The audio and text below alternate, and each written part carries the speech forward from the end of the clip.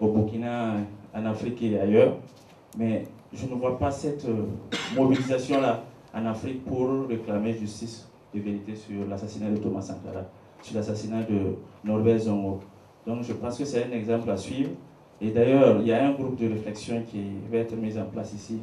Je pense que nos étudiants devraient aussi s'intégrer et puis élargir vraiment le nombre de requêtes. Il faut qu'on parle aussi de Norbert Zongo, qu'on parle de tous nos vaillants citoyens qui ont été assassinés. Donc c'était juste ça. Et vraiment, je m'encourage beaucoup et que ça continue. C'était mon apport. Merci. Alors, merci. Une autre question? C'est pas une question, c'est un apport aussi. Je voulais vraiment féliciter ce monsieur Ibrahim qui se bat. C'est vrai que c'est son père, mais je suis persuadé que ce n'est pas parce que seulement c'est son père. C'est parce que c'est une question cruciale. La question des intellectuels, et particulièrement des mathématiciens, dans le continent, il y a un grand manque. Tout le monde sait qu'il manque tellement de mathématiciens que les États-Unis vont puiser ça en Europe, les Européens vont puiser ça en Afrique, et nous on puise ça où? Nulle part. Et si on n'a pas d'intellectuels, il n'y a pas de développement. Et s'il n'y a pas de développement, on stagne sur place. Et quand on regarde, mon parent tout à l'heure a fait, je vais remonter jusqu'à Wesson Kolobadi et autres, mais il y a combien d'intellectuels qui ont fini leurs études, qui sont rentrés en Afrique? On les a frappés, emprisonnés, torturés. La plupart ont fui et retourné en Europe. Ils ont eu des postes, ils travaillent là-bas, ils rendent service à l'Europe, mais pas là. Donc, au-delà de la question des droits de l'homme, de toute façon, la question des droits de l'homme est toujours liée aux questions du développement et du bien-être. Et là, c'est clair. Au-delà de la question de la justice des droits de l'homme, la question du développement de l'Afrique est posée. C'est pour ça que je rejoins les autres. Et franchement, je félicite notre collègue qui est là pour son courage. Et nous devions tous le féliciter, l'appuyer, parce que si cette question non plus n'est pas résolue, la question du développement de l'Afrique ne sera pas résolue. Je vous remercie.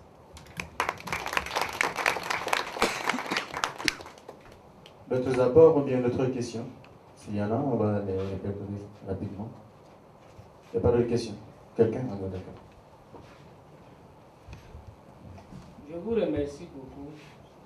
Mais moi, c'était juste pour apporter quelque chose à ce que M. vient à peine de dire. D'abord, avant de commencer, je commence d'abord à remercier monsieur que je ne connais pas ici, à le féliciter, à l'encourager, parce que ce n'est pas facile de vivre à l'absence de ses parents. Disons de vivre sans ses parents, c'est pas facile. C'est pas facile, c'est très difficile. Quand on n'a pas papa et maman à côté, quand le mois finit, ce que papa apportait avant a disparu. Vraiment, c'est pas facile. Vraiment, moi, je l'encourage, je le félicite. Je suis d'accord avec lui pour cette lutte. En même temps que je suis d'accord avec lui pour cette lutte, je profite de l'occasion pour faire savoir aussi à tous mes chers professeurs et mes chers camarades étudiants que c'est le moment pour nous tous de vraiment se léguer et l'aider aussi à lutter pour que vraiment la vie de tout un chacun et la vie de nos chers enseignants soit vraiment protégée afin que la liberté de la parole soit donnée à tout un chacun. Parce que c'est vrai, aujourd'hui, la parole est donnée à nos dirigeants et à nos autorités africaines et mondiales, Mais il faut aussi savoir que chacun est libre aussi de parler. C'est quand on critique la personne qui est devant nous que la personne peut savoir qui elle est. Sinon, quand on ne vous critique pas, honnêtement, vous ne pouvez pas savoir ce que vous êtes et ce que vous faites. Donc moi, je pense bien que c'est bel et bien juste ce que le camarade fait. En principe, c'est, disons, une occasion pour nos autorités de savoir que c'est à travers ces critiques qu'ils doivent vraiment changer, à savoir se comporter avec son peuple et à ne même pas le mater, à l'écouter et à répondre vraiment à la satisfaction du peuple. Et aussi à respecter le bien de tout un chacun et, comment dirais-je, à permettre à tout un chacun de s'exprimer librement. Merci. Vraiment, voici ce que j'avais à apporter comme idée à ce que monsieur a ajouté. Je vous remercie beaucoup.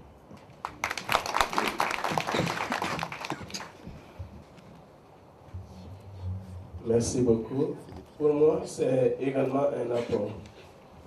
Concernant l'assassinat de M. Ibni, c'est beaucoup plus étonnant quand, par exemple, le conférencier a dit que la justice tchadienne avait parlé d'un non-lieu. Si on se réfère au dire du président tchadien, lorsque ils se sont rencontrés à Addis Abeba concernant la cause des gens généralement qu'on envoyait à la TPI, il a dit que son pays luttait régulièrement à ce qu'on ne puisse plus envoyer des gens à la TPI. Mais concernant le droit de l'homme du peuple tchadien, si cela est violé, quelque part, ça ne va pas. Pour un intellectuel comme M. Ibni, qui y va de l'image du Tchad, on parle d'un non-lieu. Il y a eu assassinat. Quand il y a assassinat, c'est bien vrai que quand il y a assassinat, il doit y avoir également justice. Si l'État tchadien ne lutte pas à ce qu'il y ait justice, c'est que quelque part, le régime tchadien a quelque chose à voir avec l'assassinat de M. Ibni. Que ce soit toute l'Assemblée ou que ce soit le peuple burkinabé, nous ne pouvons que soutenir le fils de M. Ibni à ce qu'il y ait lumière sur l'assassinat de son père et qu'enfin, ce genre de situation ne se reproduise plus. Gouverner, c'est aussi protéger, mais si ceux qui doivent nous gouverner doivent continuer à nous assassiner, nous nous posons la question à savoir si c'est vraiment utile de s'y engager en politique. On s'engage en politique, comme on dit, s'engager en politique, c'est également un débat d'idées, c'est un débat d'idées, mais si cette question de débat d'idées doit se transformer en assassinat, quelque part, ça ne va pas. Nous devons tous lutter à ce que cela ne se reproduise plus, tant au Burkina qu'au Tchad qu'à travers toute l'Afrique. Telle est ma contribution, je vous remercie. Merci. Je vais répondre au professeur, surtout concernant l'incursion rebelle dans la capitale tchadienne en février 2008. Vous savez, le président Déby a deux armes suprêmes, qui sont le mépris silencieux et la lâcheté. Et en livrant nos compatriotes à la hargne séculaire de ces sbires, il nous a montré en plus un des points les plus hideux de sa personnalité, encore sa lâcheté. Cette même lâcheté qui le pousse à jeter son dévolu sur des personnes ne pouvant se défendre. Au départ, dès sa prise du pouvoir par les armes, il nous a envoyé un message clair. Le président de la Ligue tchadienne des droits de l'homme, la personne qui incarnait même les droits de l'homme, il l'a assassiné. Il l'a criblé de balles, il l'a jeté sur un trottoir. C'est un message fort qui nous dit clairement qu'il n'y a plus de droits de l'homme. Le professeur Ibni incarnait l'opposition politique civile. Il était le porte-parole et le chef de file de l'opposition. Le porte-parole notamment de la coordination des partis politiques pour la défense de la Constitution. Les élections au Tchad, c'est Déby contre Déby. Et le professeur Ibni s'est toujours investi dans la mesure du possible pour qu'il y ait des élections libres et transparentes au Tchad, pour une seule fois. Depuis, c'est des fraudes massives. Donc, ils ont boycotté en fait les élections parce qu'il y a eu une incursion rebelle même en 2006, en avril 2006. Le président Déby a profité du chaos, mais cette fois-ci c'est pour faire disparaître des militaires qui nuisent un peu à son système clanique. Ensuite, l'opposition démocratique a boycotté les élections présidentielles et les législatives. Il y a eu la situation était confuse pendant 2 ans. Donc après, ils sont parvenus à signer un accord, l'accord du 13 août 2007. Cet accord, le professeur Ibni tenait beaucoup à cet accord. Cet accord faisait pour la première fois au Tchad qu'il y ait des experts internationaux de l'ONU, de l'Union européenne, de l'Union africaine, des cartes biométriques. 13 août 2007, 2 février 2008. C'est seulement 4 ou 5 mois. Donc le président Déby a signé cet accord. Et même, pour vous dire, même le représentant de l'Union européenne à N'Djamena, qui est un Français, Charles Desesquelles, a accusé ouvertement le professeur Ibni. Il lui a dit ça, c'est un piège contre M. Déby que vous faites. Parce que lui, il a les Français avec lui. Et il ne faut pas oublier aussi qu'au Tchad, il y a la fracture nord-sud. Le nord est musulman, le sud est chrétien. Le président Ibni et nous sommes tous du nord, nous sommes issus de la même région. Mais il n'a jamais admis qu'un autre nordiste comme lui s'y oppose à lui. Pour lui, l'opposition reste au sud et dès que la campagne est imminente, voilà, il se lève, il dit voilà, si vous votez pour les sudistes, ça sera le retour des années 60, des indépendances, vous serez massacrés, marginalisés, tout ça par les chrétiens, etc. Le professeur Ibni s'est allié avec tous les Tchadiens, issus de tous bords, de toutes couches ethniques, sociales et religieuses. Pour lui, son état d'esprit, c'était le Tchad, était unique et indivisible. Quand il s'est allié avec, pas les sudistes, les Tchadiens de tous les bords, que nous on appelle, parce que le Tchad est unique et indivisible. Même l'imam de la grande mosquée du Tchad, le président de la Ligue islamique, l'avait traité de mécréant. Pourquoi? Parce qu'il s'est allié avec des sudistes et d'autres Tchadiens au détriment de Déby, qui est nordiste et qui est son frère, quelque part. Donc, en faisant disparaître le professeur Ibni, c'est un message, un autre message très clair, qu'il n'y a plus d'opposition démocratique au Tchad. L'incursion rebelle, les rebelles sont venus du Soudan. Le Soudan et le Tchad s'accusaient déjà mutuellement. Le Tchad finançait, armait une rébellion soudanaise, notamment le mouvement pour la justice et l'égalité, et le Soudanais en représailles, ils alimentent aussi une autre rébellion. Ils ont signé un accord à Sirte en Libye, reconnaissant qu'ils soutiennent leurs rebelles et que chacun était censé d'arrêter de soutenir les rebelles. Aucune rébellion, aucune force ne peut faire une lancée de plus de 1000 km si elle n'a pas un soutien quelconque. Et la rébellion est rentrée en N'Djamena. Les chefs rebelles ne se sont pas entendus. Parce que quelque part, ils veulent libérer le Tchad. Ils ont tendance, leur credo a toujours été la démocratie, la justice sociale, bâtir un Tchad nouveau, réellement démocratique, etc. Mais même eux, ils ne sont pas arrivés à dépasser leur petite personne et s'entendre.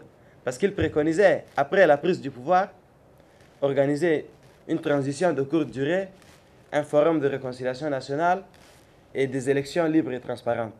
Et pour vous dire, le Tchad n'a jamais élu un président démocratiquement. Tous les chefs d'État qui se sont succédés ont pris le pouvoir par les armes. Il n'y a jamais eu d'alternance démocratique. Mais quelque part, en contrepartie, les Français ont soutenu Déby et la Libye de Kadhafi. Ils ont acheminé des munitions, des chars T-72 à l'aéroport militaire de N'Djamena. Et même M. Déby n'était pas au palais. Il était à la base militaire française, en présence des conseillers militaires français. Et puis, ils lui ont fait signer beaucoup de contrats, beaucoup de choses. Surtout qu'il y avait l'histoire, l'affaire de l'Arche des Zoé, d'une organisation humanitaire qui voulait vendre des enfants ou un truc de ce genre. Donc, M. Sarkozy a dit, j'irai les chercher quoi qu'ils aient fait. C'est des Français et j'irai les chercher quoi qu'ils aient fait.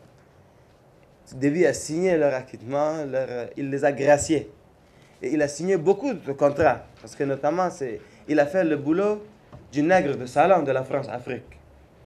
Donc, en faisant disparaître Ibni, c'était la seule alternance. Pour les Français, c'est que le professeur Ibni était contre leur présence militaire. Ils ont une base forte de plus de 2000 hommes au Tchad. Et contre aussi leur ingérence dans les affaires internes de notre pays. Il y a un adage populaire aujourd'hui du professeur Ibni qu'il avait prononcé le 13 avril 2006 lors d'une interview. Il a dit « Nous sommes contre la prise du pouvoir par les armes et il faut aussi être clair, par la même force, nous condamnons sa confiscation par les armes, ce qui est le cas actuellement au Tchad. » Donc, quelque part, le professeur Ibni a été victime de la France-Afrique. Déby était certes la marionnette, mais d'après nos informations, il a été conduit devant Déby en présence de conseillers militaires français, notamment un colonel de l'armée française qu'on appelle Jean-Marc Gadouillet, un Saint-Syrien et agent de la DGSE. C'est eux qui l'ont interrogé, ils l'ont torturé jusqu'à ce que mort s'en suive. Après, il y a un journal qu'on appelle La Croix et le journal Mediapart qui est animé par des journalistes d'investigation. Ils ont dit dans un article que selon des sources bien introduites encore, il y a un capitaine de l'armée française du nom de Daniel Goutte. C'est lui qui a constaté le décès du professeur Ibni. Parce qu'au Tchad, nous sommes encore presque à l'époque coloniale. Même dans notre PJ, on a des conseillers français à la police judiciaire, aux renseignements généraux, à l'état-major, même au ministère des Affaires étrangères. Le professeur Ibni a été entre-temps ministre du Plan et de la Coopération. Ça, c'était son deuxième poste ministériel, après le ministère de l'Enseignement supérieur. Ça, c'est dans les années 93. À son arrivée à sa passation de service, il a découvert qu'il y a un conseiller français qui conseille le ministre du Plan, et tu seras dans ses travaux. La première décision qu'il a prise, c'est de mettre à la porte ce conseiller. Pour lui, il n'y avait pas besoin vraiment, c'est aux Tchadiens eux-mêmes de faire le travail. Il y a des hommes compétents, des hommes même volontaires, il y en a. Donc, en quelque sorte, cette disparition incombe à M. Déby et aussi à la France-Afrique. Par la suite, le capitaine Daniel Goutte a été muté ailleurs, dans les DOM, il paraît, les départements d'outre-mer, pour un peu faire oublier. Et le colonel Jean-Marc Gadouillet a même été décoré chevalier de la Légion d'honneur par M. Sarkozy pour service rendu, etc. Récemment, il y a de cela 2 ans, il est allé au Mali pour tenter de libérer de force les otages entre les mains d'AQMI, parce qu'il maintenant il a une société de sécurité basée à Perpignan. La plupart des anciens agents de la DGSE se sont reconvertis dans la sécurité. Actuellement, par exemple, au Niger, où il y a des mines d'uranium, c'est sécurisé par des sociétés de sécurité privées, donc des barbouzeries, la plupart. Jean-Marc Gadouillet a tenté de libérer les otages entre les mains d'AQMI, et il y a eu un échange, et il était même blessé. Il n'a pas pu. Il est rentré de façon... il a violé en fait la souveraineté même du Mali, du Nord Mali, pour entrer en contact avec des gens et essayer de tenter de libérer ses otages. Maintenant, il est basé en France. On ne peut pas l'auditionner, puisque les militaires doivent répondre devant une cour martiale, une cour militaire, je veux dire, excusez-moi du terme. Et l'ambassadeur de France en N'Djamena, M. Bruno Fouché, il a une part de responsabilité aussi, parce qu'il a dit qu'il ne sait pas où se trouve M. Ibni, mais ce qu'il sait, c'est qu'il y a eu connivence entre la rébellion et l'opposition démocratique. Il a laissé entendre ça. Mais ils ne peuvent pas confirmer ces accusations. Donc c'est un peu ça. Hein. J'ai fait la synthèse, je pense, de la réponse pour répondre.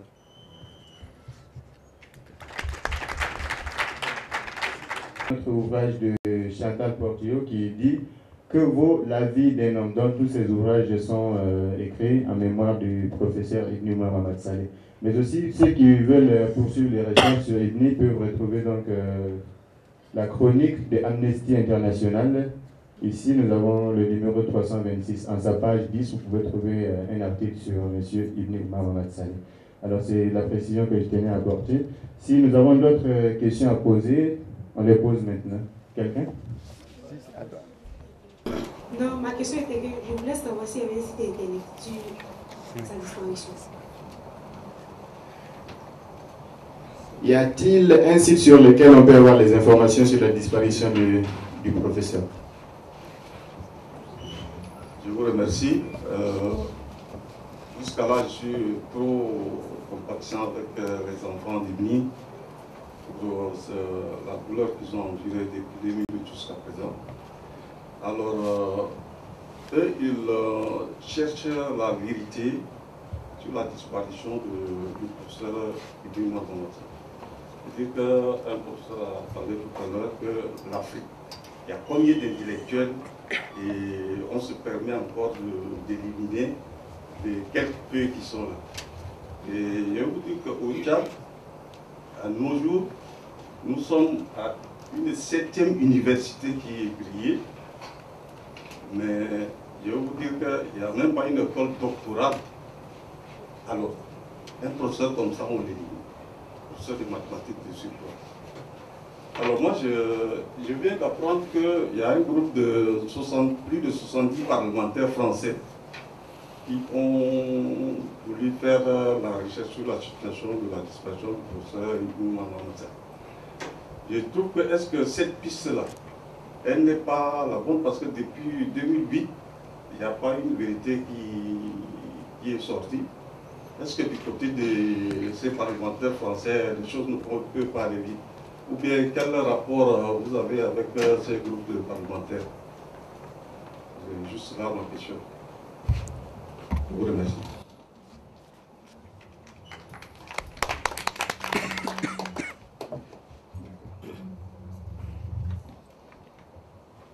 Merci. Moi, c'est Tingam Tolum Tobro. Je suis un jeune Tchadien.